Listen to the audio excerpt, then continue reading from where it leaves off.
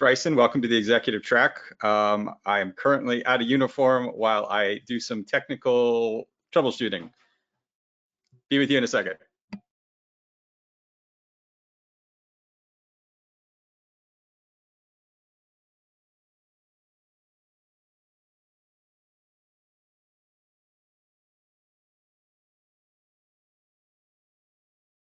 If you're taking a minute, I'm going to go and get another gin.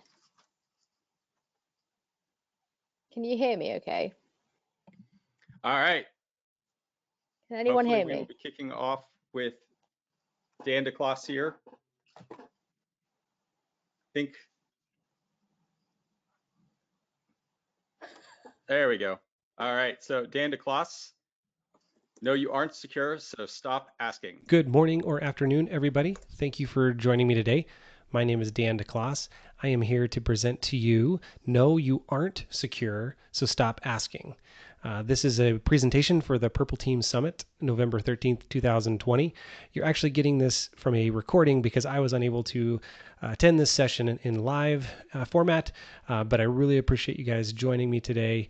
I'm excited to talk to you a little bit about an exploration in the right security metrics to be recording and talking about within your organizations, and how purple teaming can really be a game changer when it comes to the metrics for the future of your security program. First off, just a little bit about me. Again, my name is Dan DeCloss. I am the founder and CEO of PlexTrack. I have over 15 years in cybersecurity specifically. Spent pretty much my entire career, professional career, as a security practitioner, worn a lot of hats, have several certifications, also have my bachelor's of science degree and master's of science degree in computer security. So spent a lot of time living this pain. I was a security director. I was a penetration tester. I found the value in purple team exercises from an early on capability, and just am excited to show what we've learned throughout this process, and how do we start shifting the culture from a security metrics and analytics perspective. Because truly, at the end of the day, I very am passionate about focusing on what matters within cybersecurity and keeping the work and the efforts focused on getting the real work done. So excited to share with you today a little bit about what we think has been a game changer from the metrics perspective, and how to start asking the right questions. So the agenda for today, we're going to talk about, what does it mean when someone says, are we secure? And is that the right question to be asking? And you've already gotten the preview. No, it's not the right question to be asking. So what are the right questions to be asking? We'll dive in a little bit to like what the current state of common security metrics are. And then we'll also be identifying like what should we be measuring. And then finally, we'll talk about purple teaming and how we really feel like purple teaming is for the win, and what metrics are actually going to be relevant in your security programs that you can start helping identify the goals that you want your program to achieve. So first off, in introduction, are we secure? How often do we get that question? And most of the time we're like, what does that even mean?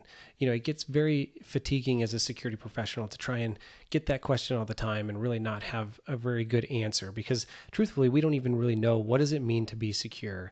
Really, it's the wrong question to be asking, and it really oftentimes starts to lead to misinformation, and we feel like we have to just say yes or no, and it's not a yes or no question.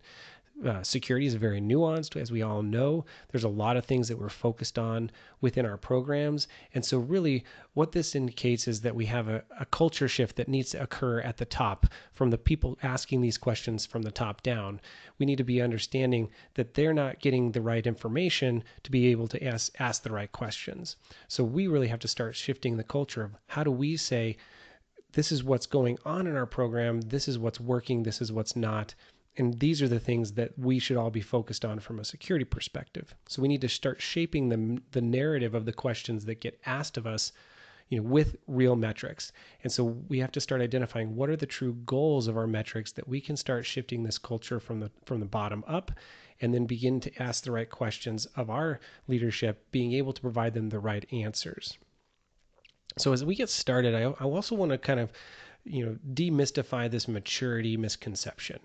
right? Oftentimes we feel like we may not be ready for purple teaming or even penetration testing because we don't have a certain level of maturity within our organization. And I think that this is a bad approach to take because maturity scores don't matter, from the attacker's perspective. And you shouldn't have to be waiting for some achievement within compliance or achievement within a security program or some form of maturity score to really begin to do some of these principles and really start heading down the purple teaming route. And we'll explain what purple teaming is here in a little bit, but I just want to kind of get at this at the beginning to say, like, you don't have to be in this extreme state of maturity to start this process. I always encourage people to start now, start small, and then you can start showing your progress. So it's just really important to remember that all of the things that we're going to talk about today don't require any form of high level maturity within your security program. And I think what you'll actually find is that it actually helps elevate your maturity a lot more quickly and fast.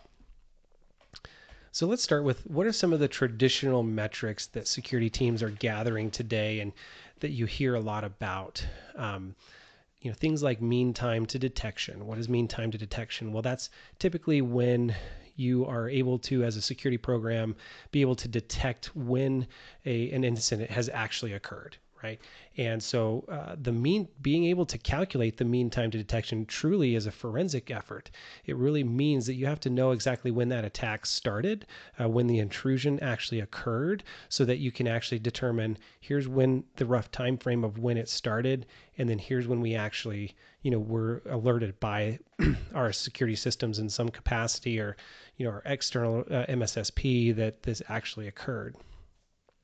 And we'll talk a lot more about how purple teaming is going to help in this metric alone.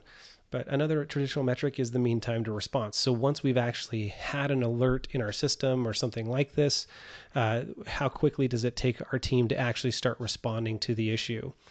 Some people will go ahead and say that the response is also the cleanup or the remediation.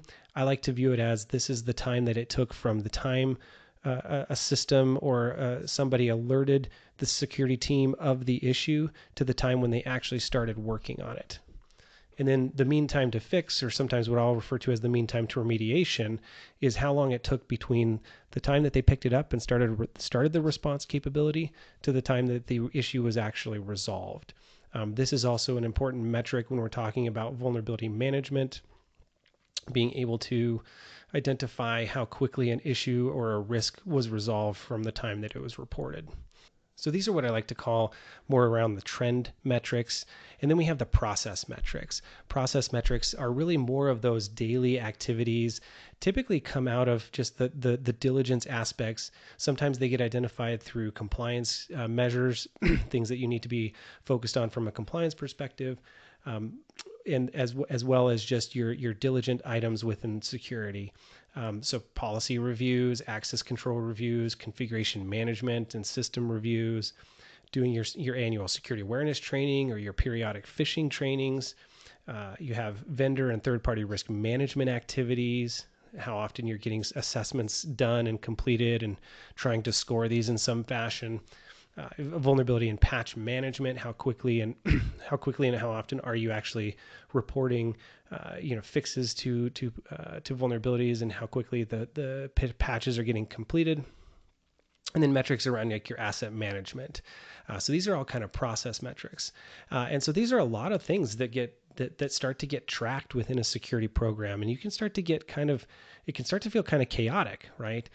There's a lot of other things that security teams are actually measuring in their security program. We have a lot of data as an industry. We have a lot of tools that are providing a lot of information or a lot of data to our teams, and it's important to remember that this can actually feel very chaotic. And from the security director or the CISO's perspective, it gets very confusing on what are the actual things that we should be tracking. What should we be identifying as key measurements of our security program? How do we know that we're actually helping to guide the leadership as to what our true security posture is, and trying to start avoiding the question of, are we secure? So let's also talk about some pointless metrics that a lot of people tend to report on. Things like intrusion attempts, how many times somebody's tried to intrude the organization. This is kind of nebulous. It's not guaranteed that you've actually got all this information, and it's not really that valuable from like, how do I know what this actually is telling me? It's similar to blocked attacks or blocked emails from your email gateway filter. The set of permissions that users have. This in and of itself is not a very valuable statistic, and same with like things like open ports or percents of your control compliance. These are things that are not going to actually move the needle forward for you and don't actually provide you a lot of information or answers. I do caveat the percent of control compliance. That may be a valid question if you're specifically talking about how close are we to achieving some kind of regulatory compliance. Hey, we're 30% there. We have another 70% to go, and that's actually a valuable metric in the specific context of becoming compliant with the control framework. But one of the big ones that I'm not a big fan of is your overall risk score. This doesn't really tell you anything, and we don't have a standard for risk scoring, and it's a dangerous route to head down, in my opinion, anyways. So I think we need to be very careful when we talk about just a general risk score when we're talking about security metrics. And so that kind of leads to like, well, what should we be measuring? What are the metrics that we should be identifying in our environment that are critical to actually moving the needle forward from a security perspective? I think the important thing to note is that we always want to start with why. What problem are we trying to solve within our organization and our security program? Do we need a security program? I think it's a valid question. Everybody needs to answer that question. The answer is always going to be yes. But at first, what problem are we trying to solve when we're setting out to begin a security program? And who cares? Who are the constituents that are actually going to be concerned with the cybersecurity posture of our organization? And that's an important question to answer right out of the gate. Who's going to care about the information I'm providing them regarding our security posture? Because this provides the context. This provides the context of how we can get data into the right hands and help answer the right questions, and also help guide and shape the questions that they should be asking of us.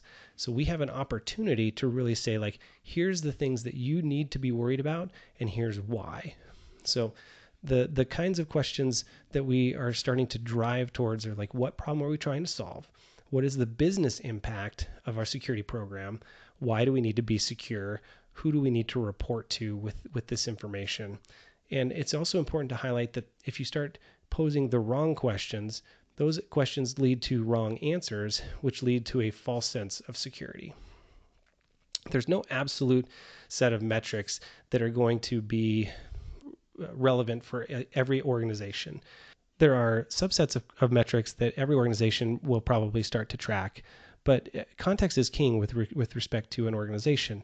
So you have to really determine what are the right metrics to be reporting for our organization, and how do we start driving to the right questions. So let's talk about like, what are the right questions that we really should be asking when building out a security program.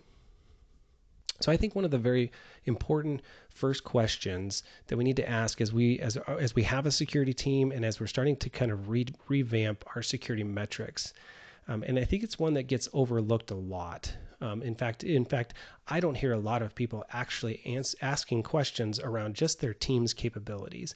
Where is the team spending their time? How often do you know that your team is actually spending more time troubleshooting the platforms and security tools that are in their organization versus actually just focusing on the actual work that they should be focused on during that day? Instead of troubleshooting the SIEM and trying to keep it up and running, how often are they actually getting alerts out of the SIEM and doing investigations on them? So is the team themselves spending time on the right things? This is not a call to really have a really intensive review of teams' time tracking and, are they doing the right work and things like that. But it's really important to ask, like, where are we spending our time? Are we working on the right things? Do we know what the right things are that we should be working on? Are we missing a skill set that then ends up taking investigations down the wrong path, or not being able to conduct assessments properly within our organization that truly impact how far we're going to go down a certain security vulnerability or investigation as well. And then from there, based on the time that we're spending on certain things, are there things that we can automate so that we know now that this is something that we can get out of someone's wheelhouse and start to focus on other things as well. So I think it's really important to focus heavily on what is the team working on today, and where is their time being spent. And that's a metric that I don't think a lot of people are capturing today with respect to how does that help our security program move forward. Other important questions to be asking to start help driving to these metrics are, what are the big gaps in my program? Where are we seeing significant security holes? And then what do we know that's working? How do we know that this firewall that we just spent millions of dollars deploying across our environment is actually doing what it's supposed to be doing versus the $30,000 firewall, or versus the free firewall that just takes a little bit more effort in configuration and doesn't have a nice user interface? How do we know if that's working or not? And then how do we know what's not working, or what we've put in place that really isn't working, or is just missing the mark altogether for what we thought it would execute? So all of these kind of questions are the right questions to be asking. What's working? What's not? Do we have controls and components in place that we actually should be focused on? I think another important question is, what should we be focused on next? Have we made enough progress in specific areas to really show that, hey, now we can move on to this next area, and what programs are driving the investment for the future within our security program? So this altogether really cues up the Purple Team, which is why we're here today about the Purple Team Summit. So first off, let's just talk briefly about what a Purple Team is, right? There's a lot of discussions around what that concept is, what it means. It means different things to different folks, but truly at the end of the day, the red and the blue teams come together to make purple, right? So the red team is a technical team conducting a very technical activity within the organization. This could be an internal team, this could be an external team, but they're really there to identify any gaps and exposures within the security posture of the organization. The blue team is obviously responsible for the defense of the organization, setting up security controls and some security configurations. And so when a purple team actually comes together, this is the idea that you could be sitting together in a room where the red team is exercising their activities and talking to the blue team saying, hey, we're doing this right here and right now. Are you able to pick this up? It could be a period of time where the red team is conducting activities remotely or at their leisure, and then identifying with the blue team, hey, after a couple of weeks, they can report in and say, hey, we've conducted these things. Were you able to find them? And so it's meant to be a very collaborative nature. But the definite goals of a purple team are to identify the gaps within a security posture of an organization. And typically today, it's very focused on the breach life cycle, the attack life cycle, where the attackers are using certain tactics, techniques, and procedures to exploit the environment's security controls, and the blue team capabilities of being able to detect, block, and alert on these activities, and ultimately avoid the deepest impact to the business of that kind of a breach. So purple teaming is an extremely exciting thing moving forward within our organizations, because we have a lot more capabilities at our fingertips, a lot more information at our fingertips. And so what we really want to dive into today are the metrics that we can glean from purple team exercises, and how we can actually help move the needle forward from how we talk about the growth of our security program, and how we talk about answering some of these questions that we've identified here. So what I really like to say is that purple teaming is for the win, right? Purple teaming really helps to hone in and bring a scientific approach to your security program, and particularly in going from a reactive state to a proactive state, and getting into the mindset of a continuous assessment program. So the reason I say it's more scientific is because you now have controlled variables. You're going to set through and through the concept of like a run book or a playbook, these are the activities that a red team is going to conduct. They're going to go and execute these specific things every time, right? And so you have controlled variables. You know, hey, these are the things within this campaign that a purple team is going to execute, right? And so then it's repeatable. So with controlled variables and a repeatable process, we have more reliable data. And with more reliable data, that gives us a better advantage. And as we talked about some of those controls before, a lot of those, there a lot of those metrics before, a lot of those were reactive metrics. You know, the mean time to detection, really, you can't really calculate that until after going after the fact and identifying some of the forensic information as to when that activity started. But with a purple team engagement, you can actually know exactly when those activities started, and then you can measure exactly when the blue team started to pick up on these and when they actually detected them. So the more reliable data you have in a controlled environment, the more assumptions you can make about the time spent, you know, in that category of phase before the attacker was identified.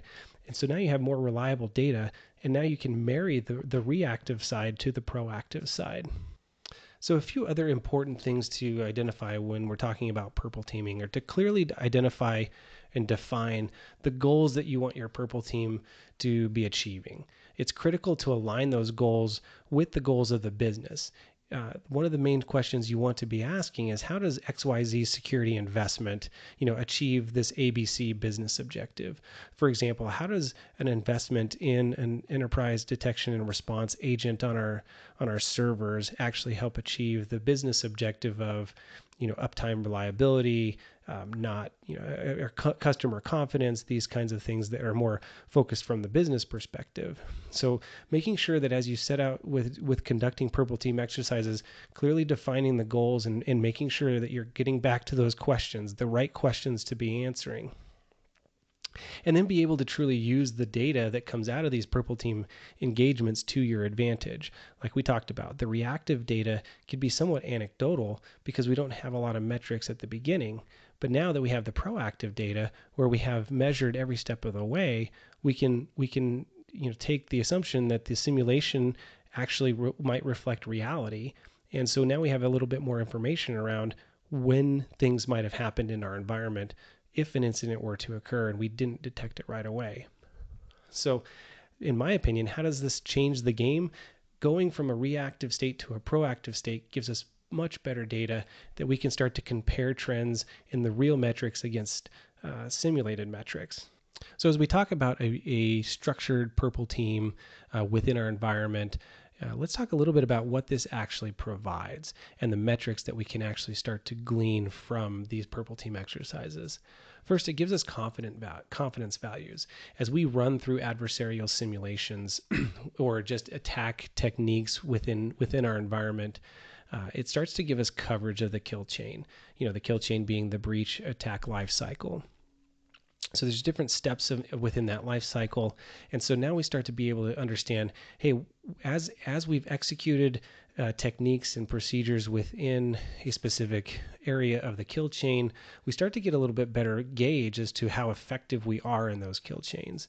And then so as we start to cover more of the kill chain, we really start to build up a deterrence confidence value and as well as a resilience confidence value. So these are important things to be able to know, hey, if a breach were to occur, how quickly would it lead to the worst possible outcome versus how quickly would we be able to stop it or, you know, or slow the attacker down quickly enough to where the full impact of the breach wouldn't be met. So this actually leads to one of the most important questions I think that we're all trying to answer is, how effective is our program? You know, what is the efficacy of our security controls? And from this, you know, from a routine purple team exercise, you know, being conducted regularly in your environment, we really start to develop the right program initiatives and the next things that we should be focused on from a security investment perspective, and what things are working, what things aren't. And then this also builds up team camaraderie, right? The red team is very skilled, the blue team is very skilled, and when they can start to learn each other's activities and tactics, they really start to build up a healthy respect for each other, and everybody starts to understand exactly what they should be focused on a daily basis. and where they should be spending their time. Coming back to that idea of that human capital is expensive and it's valuable, and so we want to keep people focused on working on the right things. We don't want to keep them focused on managing spreadsheets or troubleshooting, open source solutions or homegrown systems. We want to keep them focused on identifying where their gaps are in the security program and what controls they can be putting in place to actually remediate the risk that gets identified out of these things. So the more time we spend on those things, the better off we're going to be in the long run.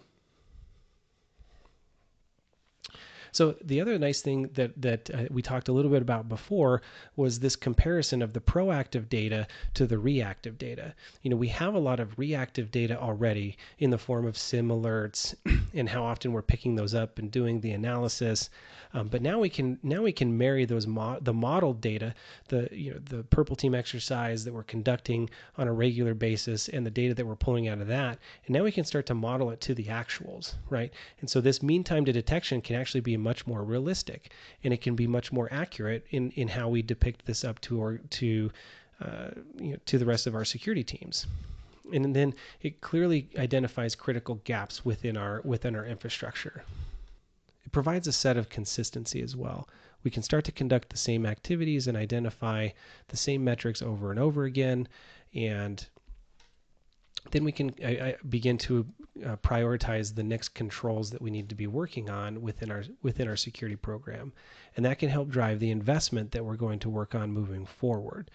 So now that we've talked a lot about the things that we might be able to measure and achieve with purple teaming metrics, I think you're probably all in a state of like, I just still don't get it. I'd like to see what you mean. How do we actually put this into action? So let's just kind of dive into a scenario. It mimics one that we've actually done in-house, but sample data, just so that we're not actually revealing anything sensitive.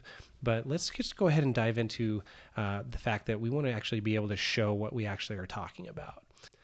So here we set up a runbook that we can actually execute the same amount of procedures against certain systems in our environment in a repeatable fashion. So what this is intended to do is it's intended to test certain activities that an attacker would conduct, and really is we're trying to identify if our EDR or our enterprise detection and response agent is actually configured correctly, and if it's able to pick up on some of these activities. All of these activities are related to persistence within the environment, lateral movement, and even privilege escalation. So we've assigned different users to be testing against these from the red and the blue perspective.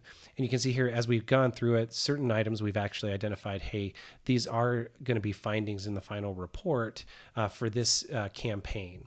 So here we have the red team that is actually entering in all of their information about the execution steps that they were able to conduct, whether it was successful, adding in screenshots, and then the blue team comes in and says, hey, we did log this forensically. We found this in our log files, but we didn't get any kind of alert around it, and clearly the EDR did not actually block this activity or stop this activity from being conducted.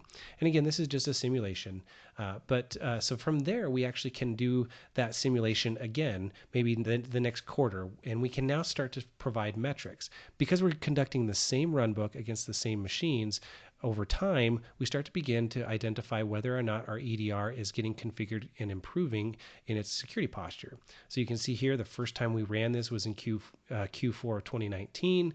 It picked it up there were 5 findings that resulted from that campaign. One of them was critical. We ran the same campaign against the same systems the next year, and identified that it only picked up 3 findings. So we're actually seeing some improvement. So this is based on just filtering out the campaigns used for EDR efficacy. But we can also filter out based on different attack phases within the attack matrix. So here we're filtering down by just the attack tactic of TA003, which is persistence. And so we want to see what findings were related within the kill chain of persistence, and here we see the exact same results. So those same results not only were based on our EDR, but also within the attack kill chain. So we can see not only is our EDR improving, but we're improving the posture and our efficacy within the persistence tier or tactic, and And now we have lots of different capabilities to report up the chain, like, hey, this is how we're starting to build confidence. And what we're learning out of this is we have an improved EDR configuration. We have consistent testing that provides repeatable results. So we're getting to a more scientific method around how we're measuring our efficacy. And then we have increased confidence in whether or not what we're doing is effective. And then whether or not we should be working on the same things or starting to move on to more advanced things or just different tactics or techniques within the kill chain. So the key takeaways we want to have from this session are that the right questions drive the right metrics. We can focus on resilience and efficacy of the security controls so that we know exactly how resilient we are within the breach attack lifecycle or the kill chain and how much coverage we have within that kill chain. And so it starts to build up a little more confidence as to, the age-old question of, are we secure? We're never going to be 100% secure, but we can know that we have a high confidence that of known attacks, especially known attacks that have, we have a lot of data around, that we know we're going to be somewhat resilient about or around those types of attacks. And it's going to be similar techniques that new attacks are going to be using. It helps build a return on investment from our security program. We're able to identify how the controls that we're putting in place actually, affect the business and what impact these controls will have in avoiding the breach and an attack that might, ultimately lead to the biggest, breach the organization has ever had or have to put them on the front page of the news. It helps identify where our human capital investment needs to go, what kind of training our teams need, and what kind of tools we can use to improve their time and efficiency. And then it balances this exposure versus impact within the environment. It helps answer the questions of, like, yes, we have a certain level of exposure within our organization, but what is the impact of that? We can actually show that through simulations using a purple team methodology. So truly, purple teaming is a game changer when it comes to talking about security metrics. It helps us drive to the right questions. It helps us understand what areas of the attack lifecycle we are weak in, what security components we should start investing in to be effective against attacks within each phase of the breach of the attack lifecycle. It helps to identify a consistent measurement so that we can now actually show trends. So we can conduct the same exercises over and over and over, and it helps us to identify where we should focus next. It basically puts us into this proactive paradigm of continuous assessment and continuous improvement so that we now have the accurate metrics to show leadership. These are the questions they should be asking. How are we doing from a security program perspective in terms of what controls are working, what controls aren't? Is the investment that we're making being effective? What do we need to be focused on next?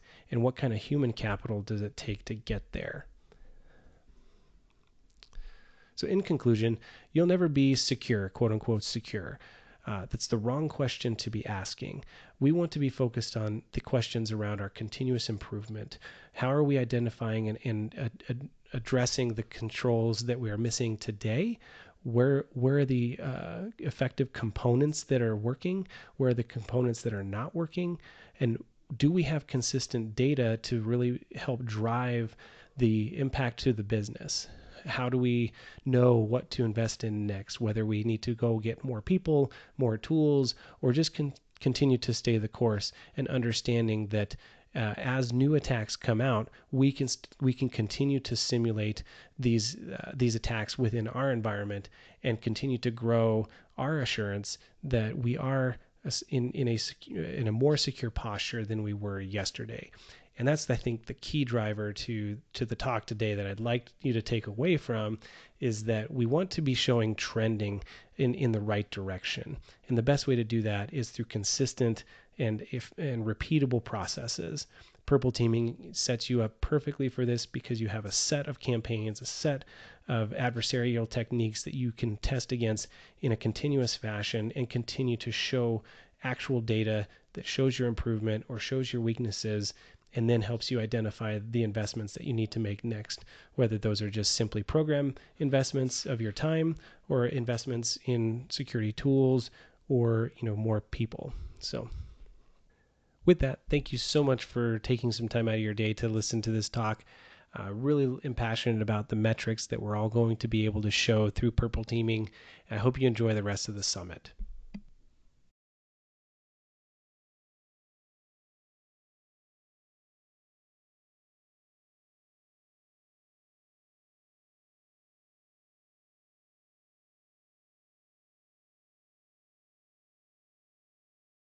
There we go. Got it figured out. That's the challenge with these is always getting the mic back on from being unmuted. That was Dan DeCloss with PlexTrack. I saw on Discord as well as questions here in GoToMeeting asking about